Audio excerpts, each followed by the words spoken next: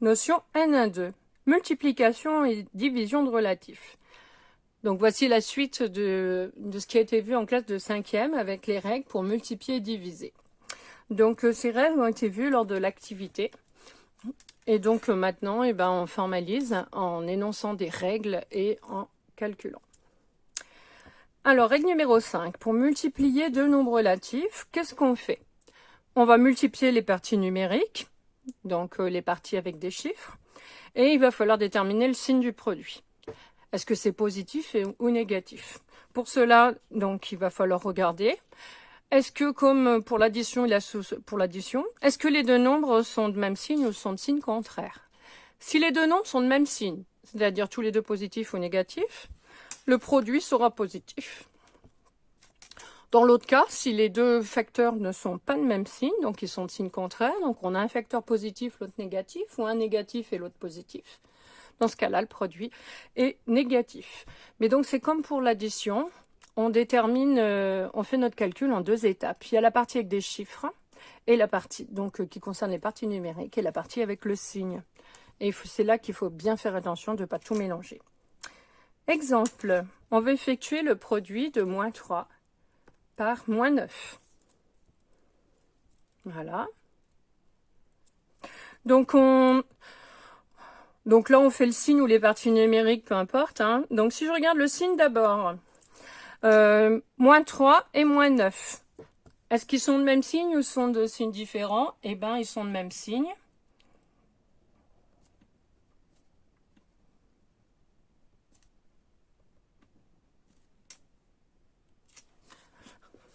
Ils sont tous les deux de même signe. Donc, le produit, on a dit qu'il était obligatoirement positif.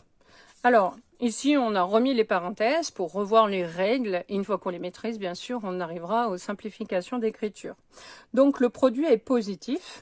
Qu'est-ce que je fais des parties numériques? Eh bien, je les multiplie. Et c'est là qu'il va falloir vraiment faire attention et bien comprendre qu'on différencie le signe et la partie avec les chiffres. Et jamais faire d'addition ou de soustraction au milieu parce que vous voyez un moins.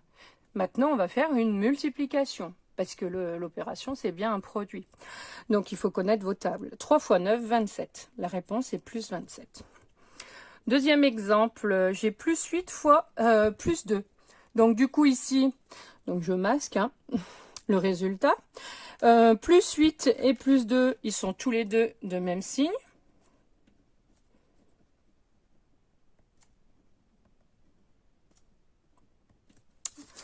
Donc, le produit, on a dit qu'il était positif. Ensuite, on concerne les parties numériques. U fois 2, 16. La réponse est plus 16. Troisième exemple, plus 7 fois moins 4. Alors, plus 7, il est positif. Moins 4 est négatif. Du coup, ils sont de signe contraire. Attention, signe contraire, c'est forcément un pluriel. Puisque des signes, il y en a deux. Il y a le plus et le moins. Du coup, s'ils sont de signe contraire, le produit sera négatif.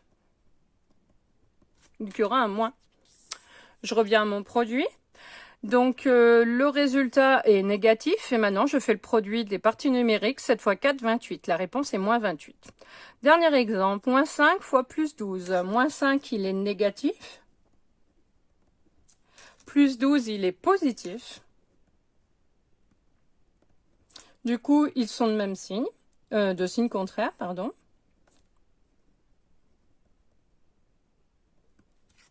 Donc, le produit sera négatif.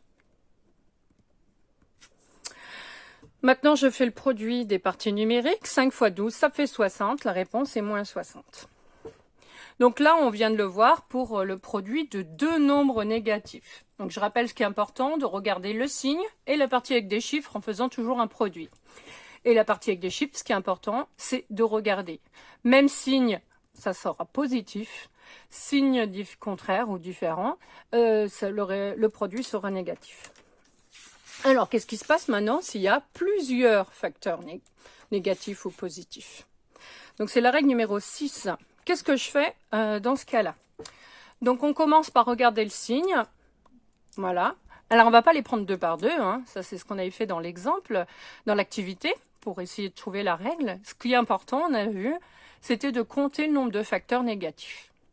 Donc les facteurs positifs, ils ne sont pas importants puisque leur signe reste positif. Ce qui est important, c'est de compter le nombre de facteurs négatifs. Une fois qu'on a ce nombre, il faut regarder si ce nombre est pair ou impair. Donc s'il est pair, le produit sera positif. Si le nombre est impair, le produit est négatif. Une fois qu'on a trouvé le signe, bien sûr, on multiplie les parties numériques. Alors, premier exemple, ici. Donc on a moins 1 fois moins 3 fois plus 2 fois moins 5 fois plus 2 fois moins 1. Je compte le nombre de facteurs négatifs. Donc là, j'ai mis les petits moins en rouge.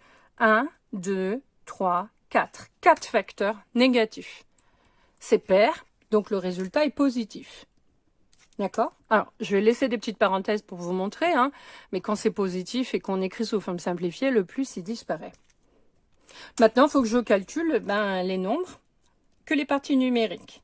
Et c'est ça qui est très, très important que votre cerveau prenne comme automatisme. Voilà. Pourquoi? Parce que comme il y avait des facteurs qui étaient positifs et d'autres négatifs, pour qu'ils ne soient pas tentés de faire des additions-soustractions en plein milieu. Enfin, surtout des soustractions. Alors, je peux multiplier les nombres 2 par 2. Alors, comme il y a des 1, je peux en prendre 3, hein, parce qu'on voit que ça ne change rien. Et puis, je vais simplifier. On a vu que le plus, hein, comme c'est positif, on pouvait l'enlever. Donc, 3 fois 2, ça fait 6. 5 fois 2, ça fait 10. Et la réponse, ça sera du coup 60. Deuxième produit, moins 5 fois plus 2 fois moins 5 fois plus 2 fois moins 5 fois plus 2. Je compte les nombres de facteurs négatifs. 1, 2, 3. C'est impair, le résultat est négatif. Donc là, je vais directement enlever les parenthèses. Je recopie les parties numériques. 5 fois 2 fois 5 fois 2 fois 5 fois 2. Donc c'est très important de bien appliquer ces règles, de ne pas calculer 2 par 2 pour simplifier la vie de votre cerveau. Vous faites le signe au début dans un produit. Et ensuite, vous l'oubliez, le signe. D'accord? Et vous consacrez aux chiffres. Donc là, je regroupe mes facteurs 2 par 2. Et on voit qu'il n'y a que des 10. Donc 10 fois 10 fois 10. On n'oublie pas par contre le moins au début. Hein. Donc là, je vais le faire d'un coup, même s'il y a 3 facteurs. Hein. 10 fois 10, ça fait 100. 100 fois 10, ça fait 1000. Remarque. Lorsque l'un des facteurs est nul, le produit est obligatoirement nul. Donc là, j'ai un produit de plein de facteurs, il y en a 4. Je ne vais pas m'amuser à regarder les signes, parce que je vois qu'ici, au milieu, il y a 0. Or, 0, dans un produit, le résultat est nul. C'est le seul nombre qui est à la fois positif et négatif, il n'a pas de parenthèse, il n'a pas de plus, il n'a pas de moins. Donc à vous de bien repérer, parce que ça évite de faire des calculs pour rien. Ensuite, multiplier un nombre par moins 1, en fait, ça revient à prendre l'opposé. Donc là, j'ai le nombre positif qui est 4. Je multiplie par moins 1, j'obtiens son opposé qui est moins 4. Règle petit 3, règle pour diviser plusieurs nombres relatifs. Donc ici, on fait l'exemple sur 2, hein, mais ça marchera avec plusieurs. Pour diviser deux nombres relatifs, le diviseur étant non nul, je vous rappelle que diviser par 0, ça n'existe pas, hein, donc on ne le fait pas. Si vous le tapez à la calculatrice, ça vous mettra erreur. Qu'est-ce qu'on fait? Comme pour le produit, on va d'abord déterminer le signe du quotient en appliquant exactement la même règle que pour le produit. Donc, il va falloir regarder combien il y a de moins de facteurs négatifs. Si c'est pair, le quotient sera positif. Si c'est impair, le quotient est négatif. Et bien sûr, on va faire l'opération qui est ici de la division au niveau des nombres des parties numériques. Alors ici, premier exemple, moins 12 divisé par moins 3. Je regarde le signe, moins 12 est négatif, moins 3 est négatif, ils sont de même signe, donc le résultat est positif. Ensuite, j'effectue la division, 12 divisé par 3. D'accord? Donc le plus, je ne l'écris pas, hein. Comme on est dans les règles de simplification, mais bien voir que c'est bien positif. Et quand j'effectue la division de 12 par 3, j'obtiens 4. Donc ça, c'est l'étape de multiplication à l'envers. Deuxième exemple, plus 8 divisé par plus 2. Plus 8 est positif, plus 2 est positif, donc le quotient est positif. Donc là, cette fois-ci, je ne vais pas mettre le plus, mais vous aurez compris que ça marche pareil. Et ensuite, je fais la division des parties numériques. 8 divisé par 2, ça fait 4 aussi. Troisième exemple, moins 15 divisé par plus 3. Moins 15 est négatif, plus 3 est positif. Donc le quotient est négatif. Je mets le moins et je fais la division des parties numériques. Alors bien sûr, je peux les faire directement, hein, mais ici, je décompose pour bien que vous compreniez les règles. Donc 15 est dans la table de 3, c'est 3 fois 5. Dernier exemple, plus 27 est positif, moins 9 est négatif. Donc le quotient est négatif.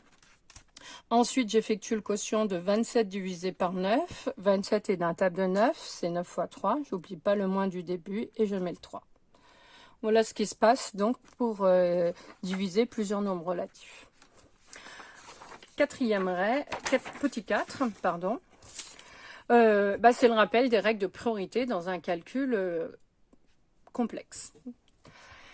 Donc c'est la règle numéro 8. Donc qu'est-ce qui se passe quand je mélange bien sûr toutes les opérations avec des plus, des moins, des fois, des divisés, des parenthèses, des crochets. Donc les règles de priorité, c'est les mêmes qui ont été vues en 6e et rappelées en 5e.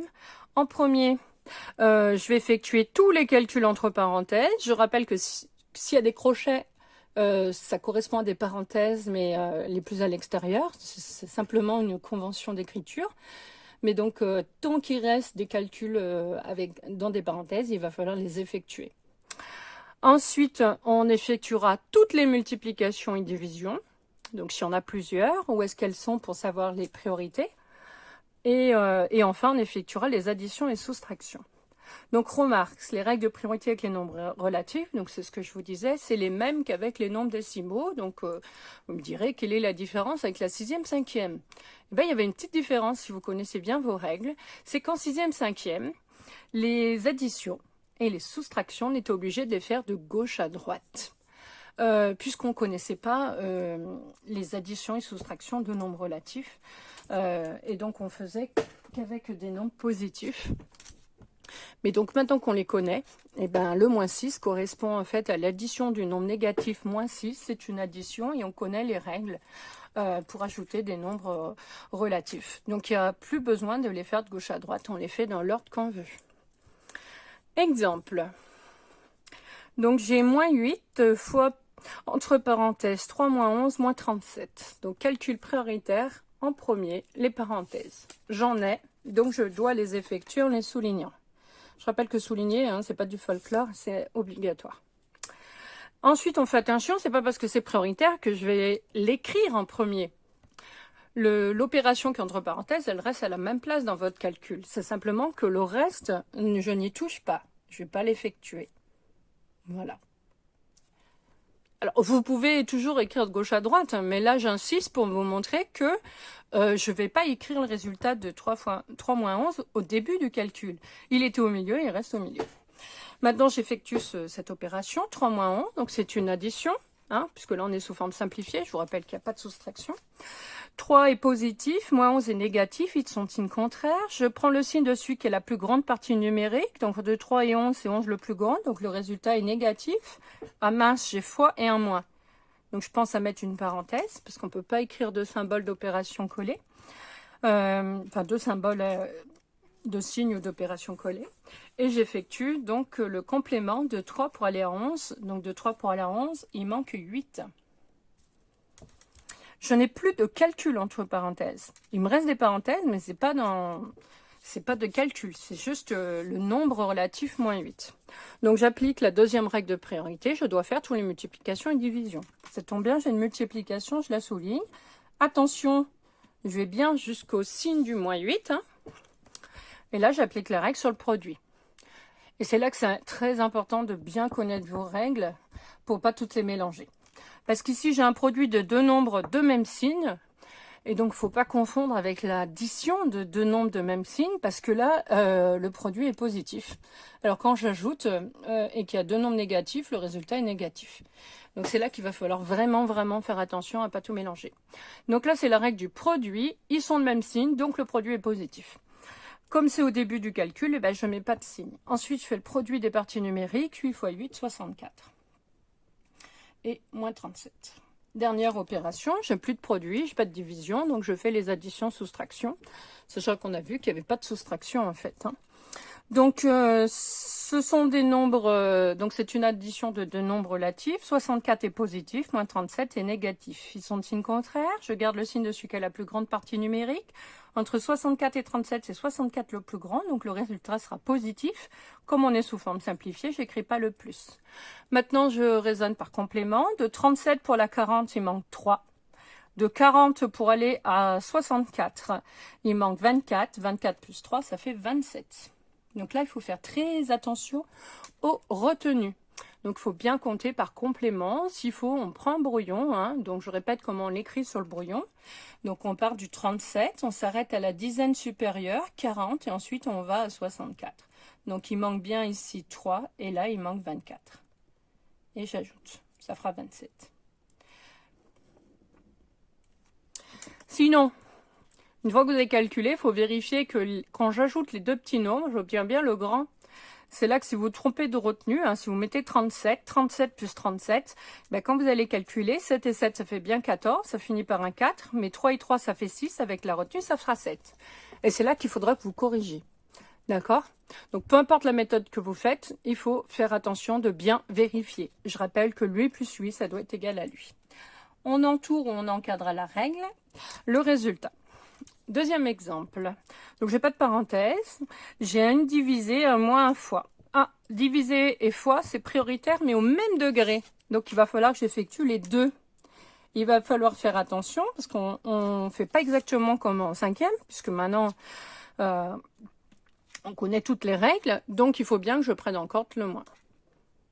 Puisqu'il fait partie du nombre, c'est moins 5, et c'est pas moins le produit 5 fois 4. Alors, dans ce quotient, donc le premier c'est une division, moins 25 est négatif, le 5 est positif, donc le résultat du quotient est négatif. J'effectue le calcul avec, j'effectue la division de nombres relatifs. 25, il a un table de 5, c'est 5 fois 5. Deuxième, moins 5 fois 8. Moins 5 est négatif, 8 est positif, donc le produit est négatif. Ce sont de signes contraires. J'effectue le produit des nombres, des facteurs. 5 fois 8, 40. Bon, j'ai fait les fois et les divisés, donc il me reste que les additions. Moins 5 est négatif, moins 40 est négatif, ils sont de même signe. Je garde le signe en commun et j'ajoute les parties numériques. C'est là qu'il ne faut pas mélanger avec la règle de signe sur le produit. Et je vous rappelle que si vous voulez encadrer, vous le faites à la règle. D'accord? C'est aussi vite. Donc ça, vous pouvez le faire directement, hein, mais c'est les grands traits horizontaux qu'il faut faire à la règle. Troisième exemple, moins 7, moins 2 divisé par 5, moins 8. Donc, il y a des calculs entre parenthèses, c'est prioritaire, je dois les faire. Moins 7, moins 2, c'est une addition de deux nombres de même signe. Je garde le signe en commun qui est moins et j'ajoute les parties numériques. 2 plus 7, ça fait 9. J'écris la division. Deuxième opération, 5 moins 8. 5 est positif, moins 8 est négatif. Ils sont de signe contraire. Je garde le signe dessus qui a la plus grande partie numérique, donc c'est moins. Je ne peux pas écrire un divisé, un moins collé, donc je mets une parenthèse. Et je fais la soustraction des parties numériques en faisant un complément. Donc de 5 pour la 8, il manque 3. Maintenant, je dois effectuer la division, puisqu'il n'y a plus de calcul entre parenthèses. Je regarde le signe. Le dividende est négatif, le diviseur est négatif, donc ils sont de même signe, le quotient sera positif, donc je n'aurai pas de signe à écrire, et je fais la division des parties numériques, 9 divisé par 3, ça fait 3. Alors je rappelle que ça, ce calcul C, on peut l'écrire en fractions, d'accord? Je vous rappelle que la division, et comme il y a des parenthèses, ils sont prioritaires. Si je l'écris qu'un trait de fraction, le trait de fraction, il est en face du égal. En haut, on a le dividende qui devient un numérateur, moins 7, moins 2, mais il n'y a plus besoin de parenthèse du coup. Le trait de fraction, c'est la division, et en bas, on a le 5 moins 8. Donc par contre, quand on effectue sous forme de quotient, je ne peux pas souligner à l'intérieur du quotient. D'accord? Alors parfois, vous me verrez, moi, les entourer pour montrer que c'est ça qui est prioritaire. Donc je calcule le haut, je calcule le bas. Donc, moins 7, moins 2, on obtient moins 9. Et 5, moins 8, on obtient moins 3. Ensuite, c'est pareil, dans le quotient. Donc, cette fois-ci, il est bien écrit avec un trait de fraction. On compte combien il y a de facteurs ou de facteurs négatifs. Donc, le moins et le moins, il y en a deux, c'est pair, c'est positif. Et je effectue 9 divisé par 3, on obtient 3 aussi. D'accord, c'est une autre manière. Dernier exemple, D. Alors là, on voit qu'il y a des crochets et des parenthèses. Donc on rappelle les règles de priorité. Hein. C'est les parenthèses les plus à l'intérieur. Donc il n'y a que ce calcul à faire en premier. Tout le reste, ça ne bouge pas. Donc il y a le 3, le moins, le crochet, le moins 57, le moins 8, le fois, et ensuite le crochet. Tout ce qui change, voilà. Donc bien faire attention notamment de ne pas enlever ce crochet. Il y a au niveau de la première à la deuxième ligne, il ne doit pas disparaître. Alors, 4 est positif, moins 9 est négatif, ils sont de signe contraire, on est dans une addition. Je garde le signe de celui qui est la plus grande partie numérique, donc entre 4 et 9, c'est 9 le plus grand, donc je mets un moins. J'oublie pas de mettre une petite parenthèse entre le fois et le moins. Et je soustrais les parties numériques, de 4 poils à 9, il manque 5. Voilà. Donc ce crochet, normalement, à l'extérieur, doit se transformer en parenthèse, mais moi, je ne vous pénaliserai pas pour ce genre de subtilité. Vous pouvez mettre des parenthèses tout le long, ou vous laissez le crochet, c'est pas très important. Donc, calcul prioritaire, c'est encore donc le crochet, mais dans le crochet, vous voyez, là, il y a un nombre, il y a un moins, et un fois. Donc, c'est le fois qui est prioritaire. Attention, dans le fois, je vais bien jusqu'au moins 8. 3, moins, alors là, cette fois-ci, je vais le transformer en parenthèse, hein. Donc, le moins 57 reste moins 57. Et là, il faut bien faire attention. On a vu les règles de simplification. Il ne va pas falloir garder le moins et faire 8 fois moins 5. Mais bien voir que le moins 8, le moins, il va avec le 8. Donc, le moins 8 est négatif. Le moins 5 est négatif. J'ai un produit de deux facteurs qui sont tous les deux négatifs. 2, c'est pair. Donc, le résultat est positif. Et je multiplie les parties numériques. 8 fois 5, 40. L'élève qui fait pas ça et qui garde le moins, il va m'écrire moins 40. Or ça, normalement, on ne le trouve plus écrit.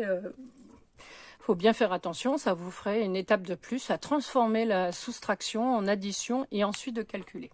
Alors qu'en fait, on n'est pas dans ce cas-là si on applique bien les règles et que c'est clair dans votre tête que les nombres vont avec le signe qu'il y a devant. Et que dans une somme algébrique, c'est toujours que des additions. Alors ensuite, calcul prioritaire, il me reste encore des parenthèses, donc j'effectue cette parenthèse. Moins 57 est négatif, 40 est positif. Donc ils sont de signe contraire. Je garde le signe de celui qui est la plus grande partie numérique. Entre 57 et 40, c'est 57 le plus grand, donc il y a un moins. Comme j'ai deux moins collés, je pense à mettre la parenthèse. Et de 40 pour la 57, il manque 17.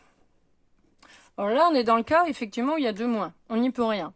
Pour soustraire le nombre moins 17, on ajoute l'opposé. Et ensuite, on peut calculer, tout simplement. Alors, vous pouvez simplifier ou pas, on peut écrire directement la réponse. Donc, c'est une addition de deux termes qui sont tous les deux positifs. Lui, il est positif, lui, il est positif. Donc, je garde le signe en commun qui est plus et j'ajoute les parties numériques. 3 plus 17, ça fait 20. Et comme on est sous forme simplifiée, voilà. Donc, on a fini cette deuxième notion sur le chapitre N1 pour multiplier et diviser des nombres relatifs. Donc, maintenant, vous pouvez effectuer tout le type de calcul. Encore faut-il bien se rappeler des règles de priorité,